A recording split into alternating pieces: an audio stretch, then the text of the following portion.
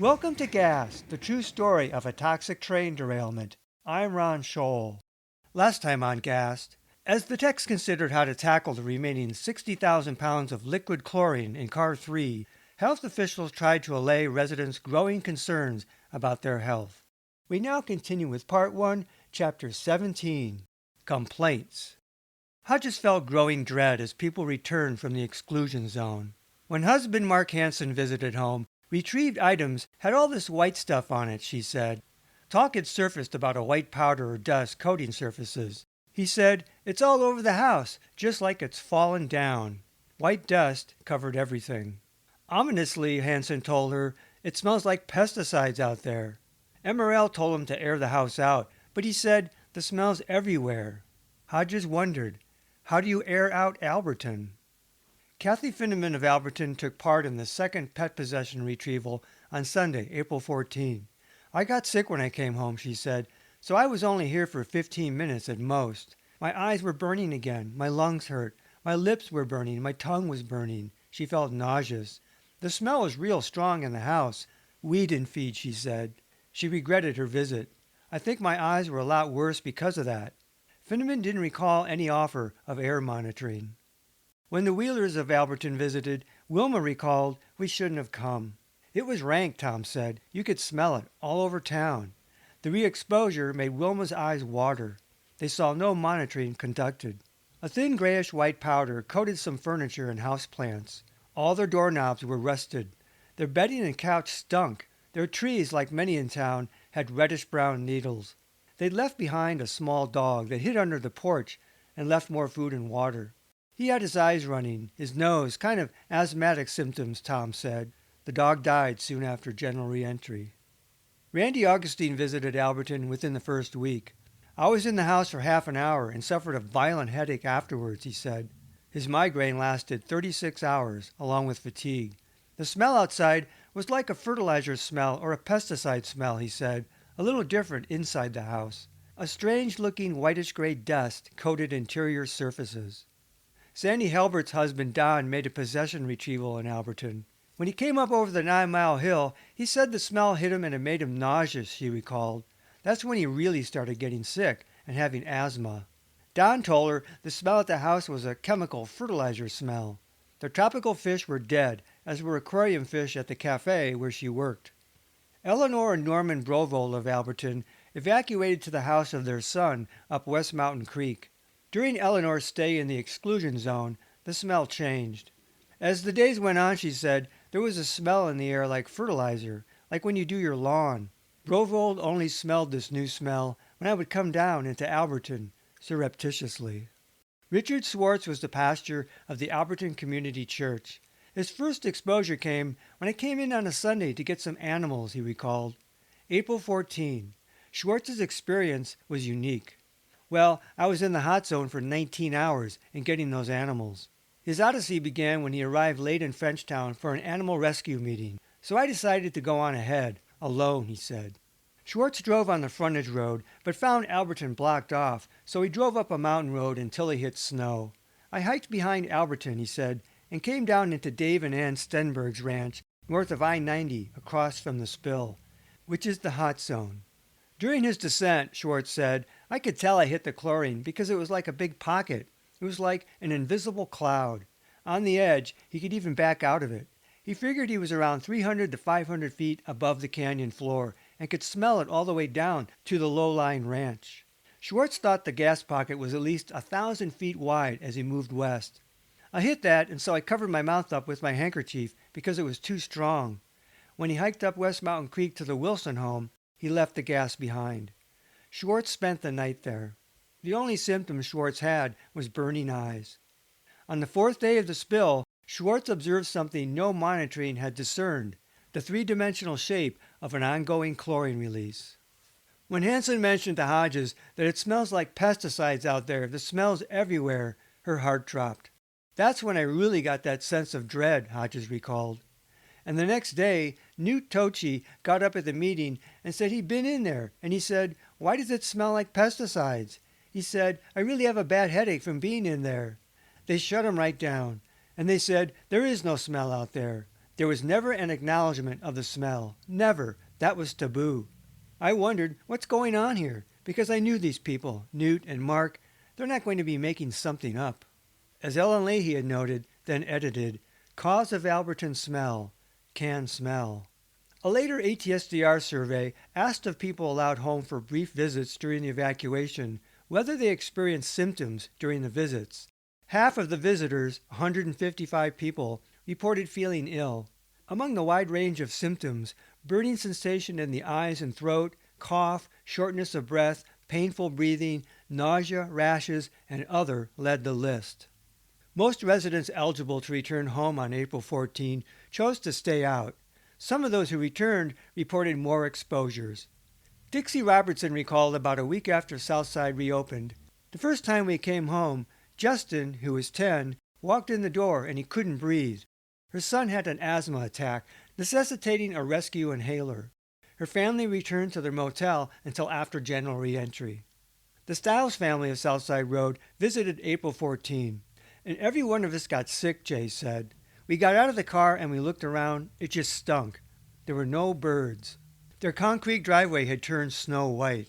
Stiles suspected the moist weather turned the pockets of gas he had seen on April 11 into concentrated clouds of hydrochloric acid. We just all felt nauseated. Let's get out of here. I mean, I built this house with my bare hands. I didn't care if it burned down at that time. There was something bad there. It wasn't a chlorine smell. I don't know what it was. Catherine DeNewt of Roscoe Road was a friend of Kim Garst. A few days after the spill, she accompanied Garst on a possession retrieval. So we went to Kim's first, down on the Ponderosa. Garst was a stickler for a neat yard, and her visiting sister's kids had left toys strewn about. She jumps out and she starts picking stuff up out of the yard, DeNewt said. And she kept looking over at me and yelling, "Oh my God, it smells so awful out here." It smelled like fertilizer or something. But she was saying, "Well, I'm worried about Wesley Mayo. He's just 2 years old.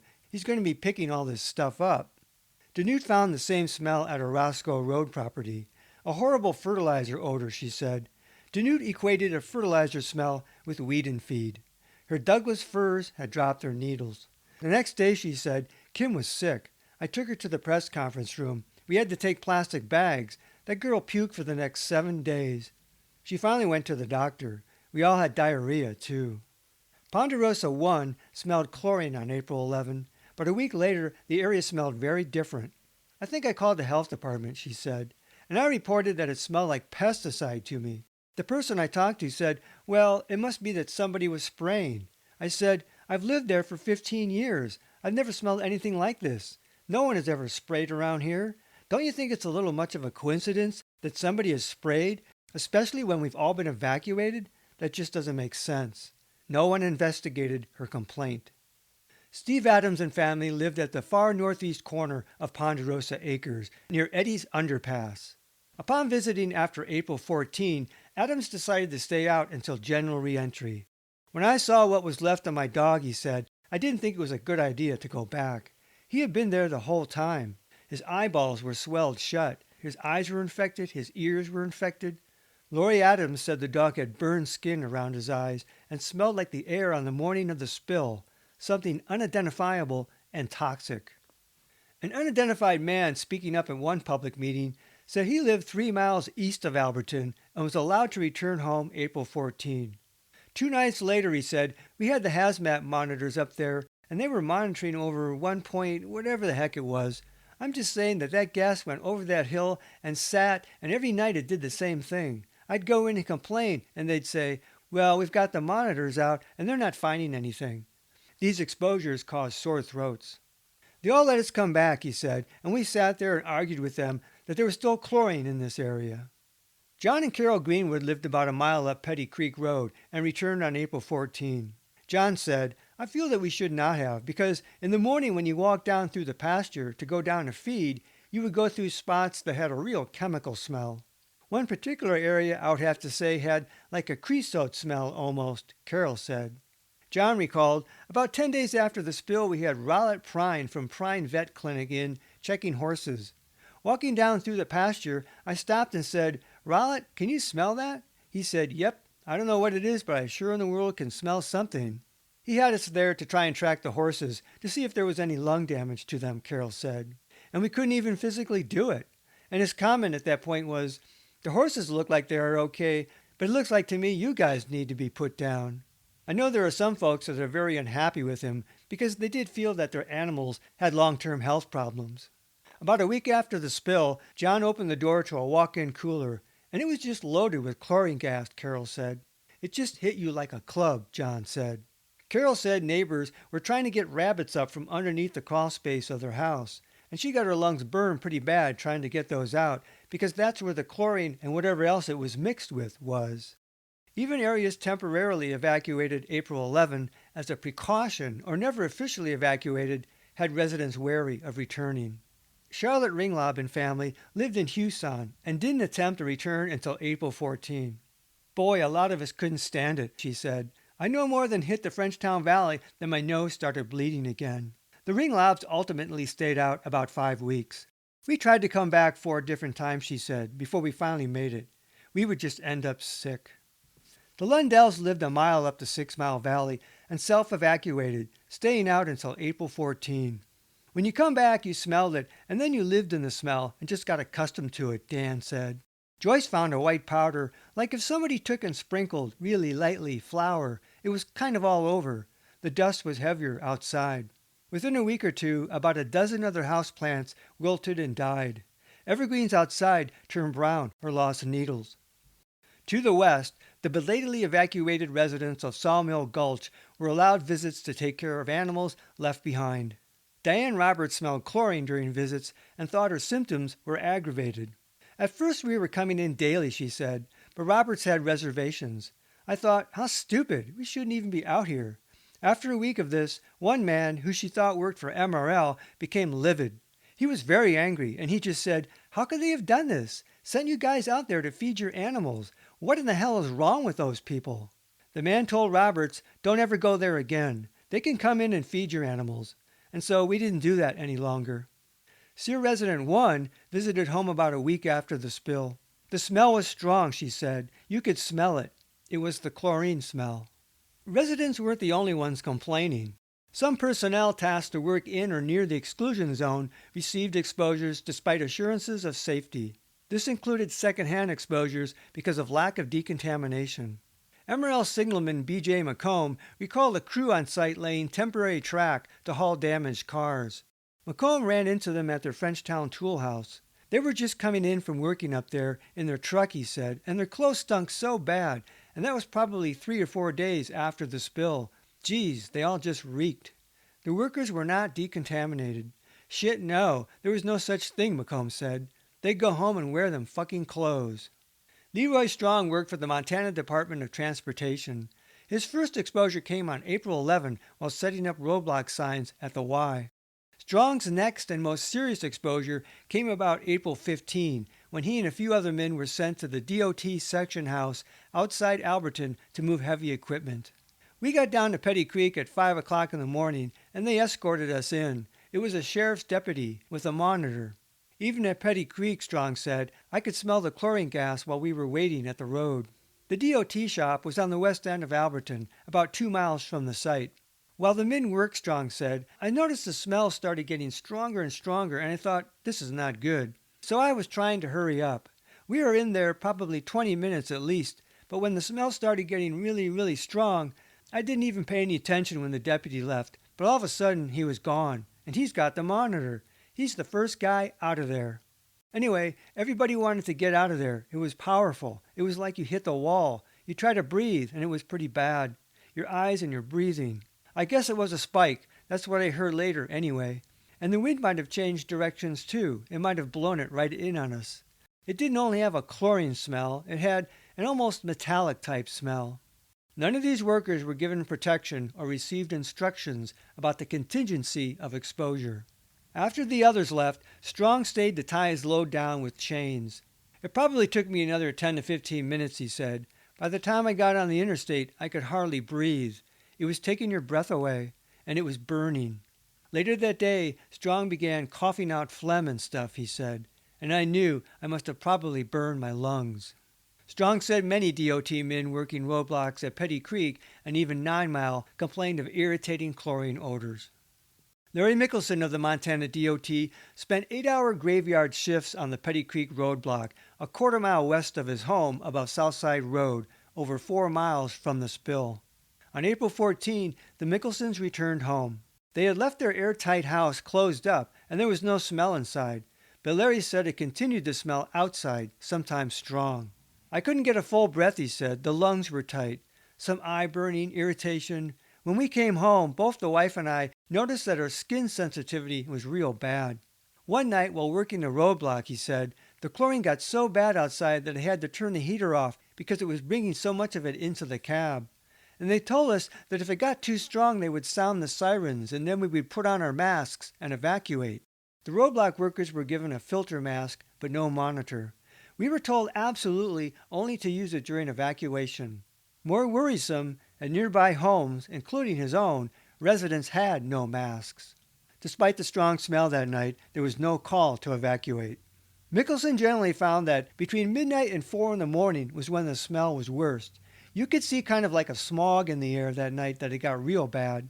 On other nights, sometimes you could look back towards the spill area and there appeared to be a haze over there. The roadblock day shift reported similar strong smells. At home, Mickelson said, the wife noticed it that same night that it got so bad. She came right back in the house. There were apparently spikes coming out of those cars at night. Those roadblocks probably should have been at 9 Mile. The Mickelsons felt they had been sent home to live and work in a zone of ongoing exposure. Tom Wheeler of Alberton, DOT worker, was assigned roadblock duty at Petty Creek. On day shift, Wheeler received additional exposures. There were a couple of times they come and said they were getting a spike, and you should wear your respirator, he said. I would wear it more, probably more than the other ones, because I was having trouble with my breathing anyhow.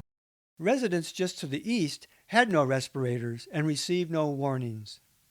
A half-mile east of the Petty Creek roadblock, Frenchtown Rural Fire Station 5 served as forward command post near the river. Shifts ran 7 to 7, with 15 people on day, 12 at night. Despite her initial chemical injury, Alberton volunteer firefighter Terry Fairbanks reported to duty on April 12 at Station 5. One source of new exposure came from the lack of decontamination at Station 5, despite that a wading pool with hoses was set up outside. It was a joke, she said. It was never used. Fairbanks described the Petty Creek Station as a sort of pit stop for myriad officials and crews going to and coming from the site. They'd come from the hot zone down to our station, they'd take their clothes off, their turnout gear, or whatever they had on, and just re-exposing us continuously. They would just dump them right there in the station. Fairbanks said decontamination complaints made to Incident Command were blown off, not taken seriously. Basically, she said, the first day, I got a healthy dose of it, and then the 18 days I was at the station, it was just ongoing exposure. Pretty soon it was open up the bays and air everything out, because it was just like being right in Alberton again. Everyone she worked with seemed to have flu-like symptoms. Further exposure came from continuing releases of chlorine from the site on load-up days. There was always more in the air, she said, like a strong pool smell. We'd have chlorine moments. It became a joke with us.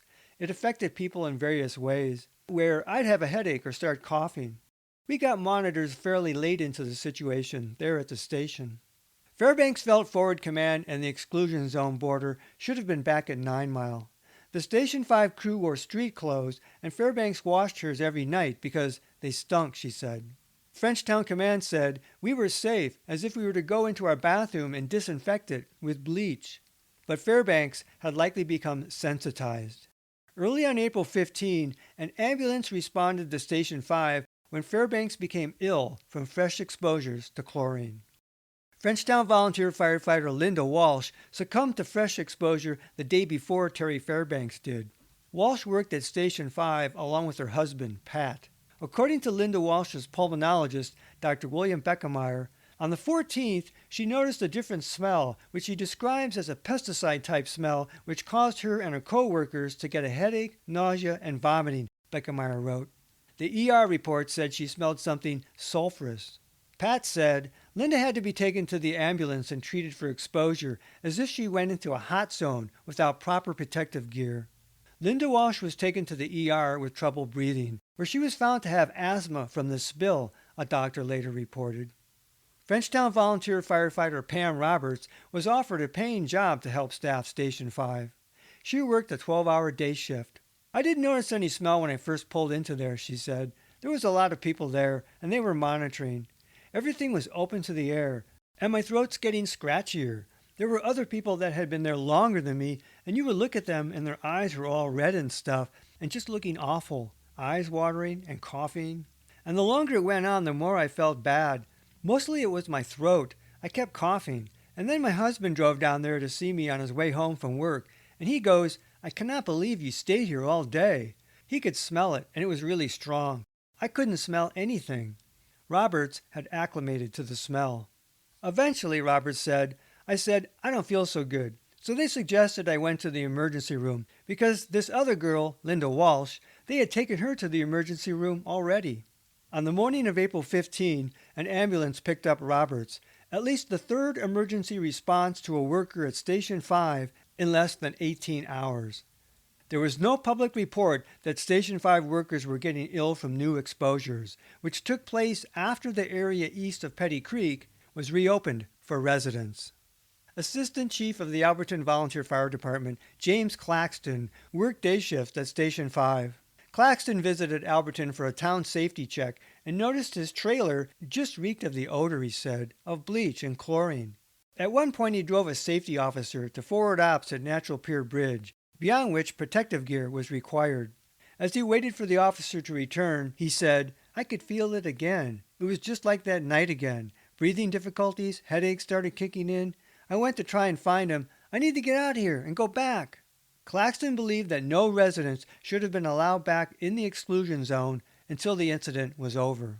Of Station 5, Scott Waldron claimed, "We evaluated the area. We maintained monitoring. They were responsible for monitoring. They had monitors. All of the hazmat teams were staged there. I mean, we had all the people monitoring we could. I don't believe that they were, quote, unquote, being re-exposed. I don't believe that for a minute. I think that we put them in there based on just no different than letting people, residents, go back in there. We had homeowners in there when we let them re-enter the area. We did it based on good scientific evidence. There was no exposure there." Chris Weiss recalled, "We felt it was safe there, although there were high concentrations very close to the site, but those didn't extend very far and were diluted by the time they got to Petty Creek." The logs reflected no discussion about the exposures of Fairbanks, Roberts, and Walsh, all of which triggered an ambulance response to Station 5. Some staff at Station 5 recalled no problems and seemed oblivious of others' concerns. But the experience of some had shown that long exposure to even low levels of chlorine could deaden the ability to smell it. Those that had symptoms were likely sensitized. Chris Weiss said chlorine gas continued to vent, often at lethal levels. "I mean, there was chlorine gas everywhere," he said, vaporizing in a freeze-thaw cycle. "You know, the air would be green in this bubble-like shape," he said, "and it would float, find its own equilibrium and float, either through camp or down the river or nearby, and then it would go away. The measured spike might only last a minute and then drop off, but that spike could be deadly." On occasion, chlorine could be smelled beyond the core hot zone, but Weiss didn't think levels were significant. "Outside the hot zone," he said, "there were only a couple occasions that I can recall where my monitor went off, and that would have been on I-90 right near the accident site. The IDLH alarm of 10 parts per million or greater. I got a couple of doses. You can't help but feel affected if you breathe something over a few parts per million of chlorine. You can't really breathe. It is strong." But Weiss felt prepared. "I would have immediately put my respirator on, absolutely. You could not have survived around that accident site very long without a respirator in your hand or hanging right around your neck if it wasn't on all the time." At forward ops, within 3/4 of a mile east of the site, there were a couple of times early in the response when a little puff of chlorine would come floating through camp, he said, but not enough to have the forward ops folks pull back. As it turned out, forward ops would indeed be evacuated. Further east, Weiss was aware of complaints at Station 5. They knew that there were unpredictable concentrations of chlorine floating by periodically, he said. "It doesn't surprise me that they may have smelled chlorine and or cressolate at that station." The spilled potassium cressolate was almost 5 miles downstream.